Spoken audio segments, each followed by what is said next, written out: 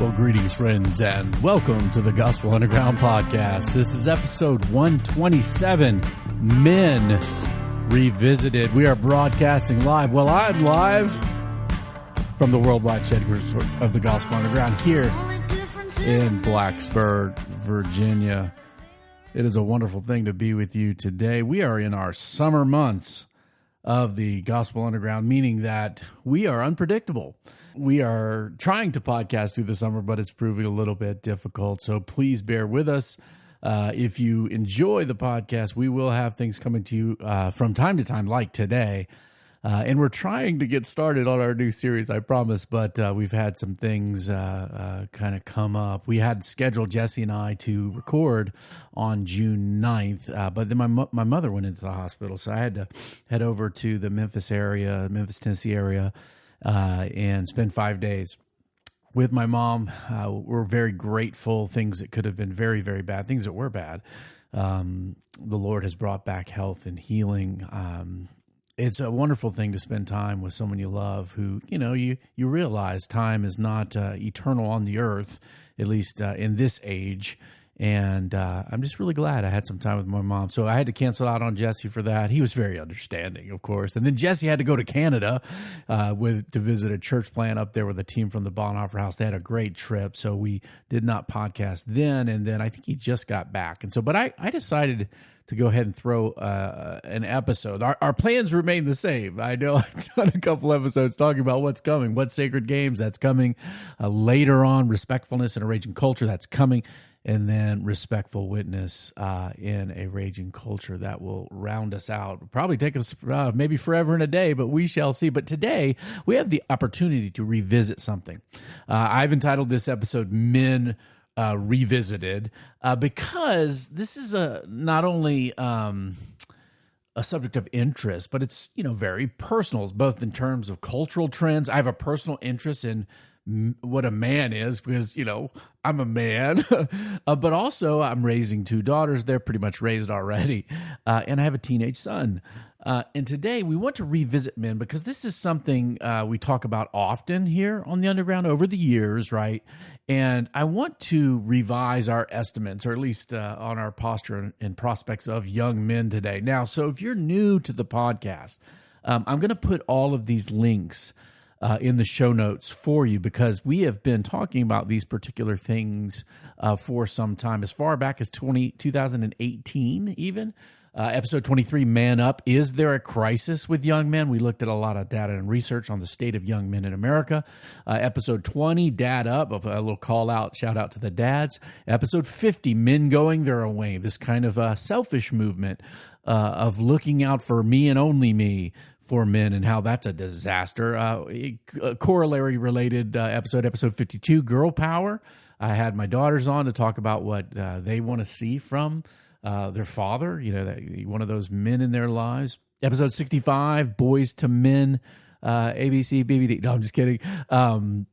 Boys to Men, I talked about walking young men into manhood with intentionality and purpose as a father, where I shared a little bit about what I did with my son Thomas. And then finally, episode 80. If you never watched episode 80, this is called Men, Marriage, and Fatherhood, where I had some dear brothers of mine, Andre Davis, Billy Hardy, Willie Pyle, former football players at very high levels. One of them is my doctor, the Dr. Reverend Abraham Hardy, always be Billy to me, of what they're doing in life. Married, raising families. And so today we're revisiting that topic, and you might ask why. No, it is not because of the recent Supreme Court decision, Roe v. Wade, but I saw several tweets that said, well, we better hold men accountable as well. And to that we say a hearty amen, hold them very accountable. No man should be spreading his seed and not being responsible. Everyone who fathers a child should be a father, and by God's grace, maybe even a dad.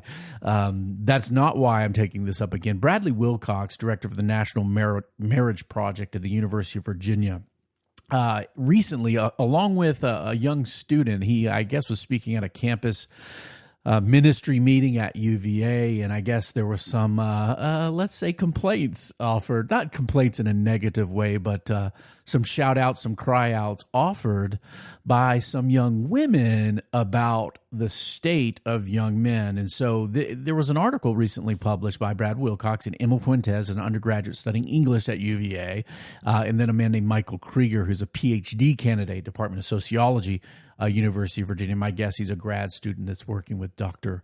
Wilcox. I'll put the link to this article in the show notes, but it was called "Where Have All the Good Men Gone?" Now, I'm not going to sing that song either, but there is a Need a Hero Footloose song involved with that. But this June 22nd article, so just very recently, Emma Fuentes, an undergraduate student, she wrote the following. And I feel this, man. I feel this as a father of daughters, right? And so, if you ever want to, if you ever want to go Hulk smash on people, it's if they mess with your daughters, right? But this isn't a messing with. This is an interesting quote. She said this: "The majority of guys I've encountered at UVA don't want to commit to an actual relationship.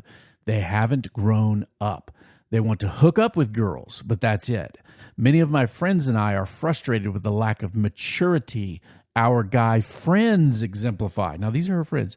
"My parents met in college, which was common amongst their generation." That's where I met my wife, and are about to celebrate their 30th anniversary. Meanwhile, I have 1 year left at UVA and don't foresee myself dating anyone. Now, pretty interesting. I might have heard a few comments from my 21 and 18-year-old daughters about the state of young men, of not growing up and lack of maturity, lack of focus, lack of seriousness.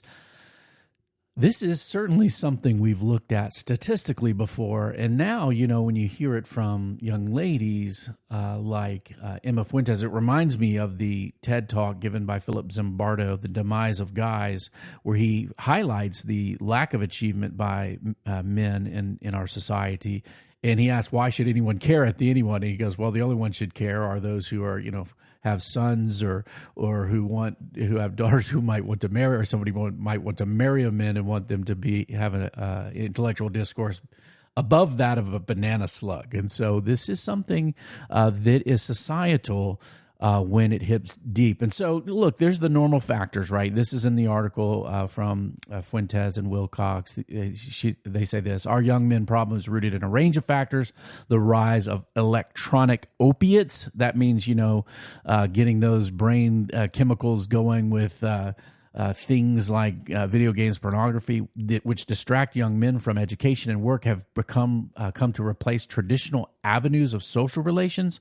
The absence of models of pro-social masculinity, not the toxic kind, that furnish norms for male engagement in school and work as they move into adulthood. A culture that discounts, our whole culture, that discounts commitment and biological differences in rates of male and female maturing at different ages. And so, they look at this issue from these range of factors that are going into this. But the reality is, the thing that they want to laser in on most, and things that I want to share this article with you today is that we need to care about believing in, loving, holding accountable, teaching, modeling, rolling with, mentoring young men. Obviously, IFS, Institute of Family Studies, that Wilcox helps direct, has done extensive research. Their most recent article this month, "Life Without Father Means Less College, Less Work, More Prison for Young Men Growing Out Without a Biological Father." But I wanted to take some time, guys, to read some things. And this is interesting to me because I have college-age kids, right? And, my high school girlfriend went to UVA. I've been on grounds. I got recruited by them to wrestle. I got into their engineering school. It was very close. I almost went there. Thank God that he saw fit to send me to Carolina. When you say Carolina, you say North Carolina. You say Carolina, say Heels, where I met the Lord, met my wife, and all good things under heaven. So I didn't go to UVA, but I'm kind of connected with it. And we go to Charlottesville a lot currently, and my kids applied there. Both of them got in there. But it's a little bit of interest for me because of that. But this article covers some ground in a very small bit of time. I'm going to read a little bit of it for you under the segment in the article called Too Few Good Men. It reads this: here at UVA, one of the signs of the young man problem is that they are simply absent from the grounds, our word for campus. At our university, women outnumber men 56 to 44. Nationally, it's even worse. There are almost 60 women for every 40 men in the university. Across this country, that means that a large minority of heterosexual women cannot find any men to date on their college campuses. And even when it comes to men who are in college, female students are often disappointed with the quality of guys they find, even here at UVA. Sometimes it's very frustrating to me when I want to tell a guy I know who is living his life in some sort of unsatisfactory way, said Isabella Jr. I have to hold myself back from being like, what are you doing? The way that you're living is contributing to your own unhappiness, says Isabella. I would say the qualities of guys I generally come across here on campus are not necessarily guys I would date, said Claire, also a junior. Claire has noticed, at least in the School of Architecture, that, quote, the girls seem to be driven and just focused on academics, a little more serious about it than the guys. Tommy, what's up, Tommy? A rising senior attests that, quote, girls are much more focused and deliberate and sincere about their work than most of the guys I know. He sees a kind of prolonged adolescence in many of the men at UVA. This certainly has been covered here, that the idea that you want to be a Peter Pan and not grow up, or some sociologists have termed the term kidults, right? Certainly, this article goes on to quote a book that we've quoted here called Guyland by Michael Kimmel. Michael Kimmel says this: in another era, another time in history, these guys would undoubtedly be poised to take their place in the adult world, taking the first steps becoming the nation's future professional, entrepreneurs, business leaders. They would be engaged to be married, thinking about settling down with a family, preparing for future as civic leaders and little league dads. Not today. Today, many of these young men poised between adolescence and adulthood are more likely to feel anxious and uncertain. In college, they party hard but soft on studying. After graduation, they drift aimlessly from one dead-end job to another, spend more time online playing video games and gambling than they do going on dates. That's from Kimmel's book, Guyland. Now, let me just say this, friends. Greetings, friends. Obviously, these young ladies are crying out about the state of dudes. If you're a guy listening to this, let me just say this to you. Part of why we've done so many podcasts on this subject, part of why I'm doing this today, part of why I want to speak to you is that I get it, man. I get the reality of a world that sometimes seems a little slanted against you. People want to pick you apart. You want to find a place where you can just be yourself without having to dance and perform. No one willing to take the time for you. Maybe your fathers didn't take the time to show you what it meant to be a man. I mean, I even get emotional thinking about teaching my son how to shave, right? Like the kindness of saying, hey, here's how you put on a shirt and tie a tie. Here's what it means to be strong but courteous. Here's what it means to be a virtuous man. I've been giving my son since he was born man words. I you might think this is silly, but I would tell my little dude when he's like 2, I was like, hey man, we got some man words we got to talk about tonight. And I would go courage, truth, valor, courage to do what is good and right in the world, truth to stand for what God says and not just what the flow of the crowd says, and then valor, using strength, virtue, truth, and goodness for the sake of other people, particularly, and I'm not trying to be old school or something, particularly to not harm and to do good to women and children. So men, if I can say this to you, I don't want this episode to make you discouraged at all. I just want to say I believe, man, I believe in us. That God has a purpose for you, your masculinity, your manhood, that isn't simply to be mocked or jeered at. out in them streets. Now, the article by Wilcox and Fuentes continues. These observations are borne out by trends in academic performance and on-time graduation. Women have attained consistently higher GPAs, right? A study examining GPA students of Florida and Texas showed an average of 2.67 and 2.85 for men and then women, respectively. Fewer men who attend college end up actually finishing and graduating. 40% of men graduate on time, so to speak, compared to 50% of women. So this is a reality that's going on in the academic attainment, educational realities. But it also extends beyond college as people get a little bit older. Men right now are more unemployed, right, than women, and some seem to be okay with that. And there's a reality where others will say, why do I have to push hard in life if others will just do it for me? So directionless men, is that a problem? What are some of the problems that can arise with that? Well, certainly the use and abuse of bodies, right? We mentioned the cry out, well, are we going to hold men accountable? Well, we should, right? The reality is that men who are not disciplined, self-controlled, working hard can find some trouble, right, and can make some trouble in this world. There's all sorts of social statistics on when men want to play around, sire children, and not be around and show up for those kids. You can see the National Fatherhood Initiative, Fatherhood Facts, easy to find with the Google. So here's the thing.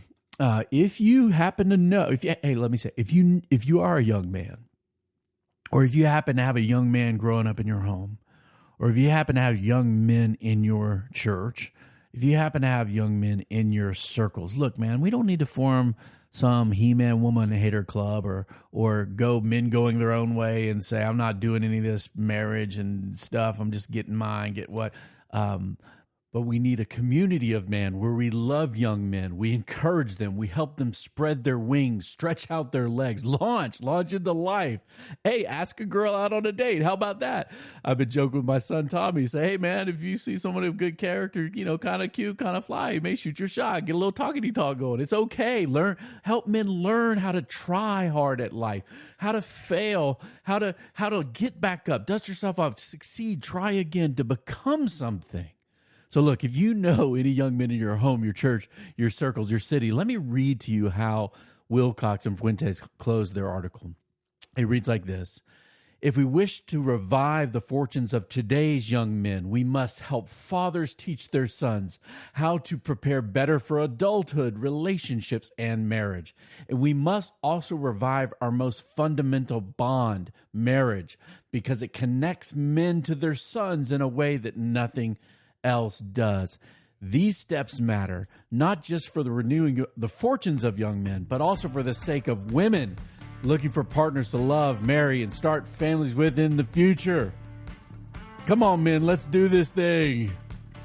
Thanks for joining me today. Not trying to beat anybody up, trying to encourage us, help us forward for the glory of God and the good of others. The Gospel Underground podcast is produced in partnership with the Bonhoeffer House. Review us on iTunes or Spotify. Lots of stars, as many as you can do. Send your comments, feedback, questions, or suggestions you might want us to take up here on the Underground to info@gospelunderground.org. We are a dialogue taking place in these streets in the borderlands between the church and culture. Hope to see you out there. Peace.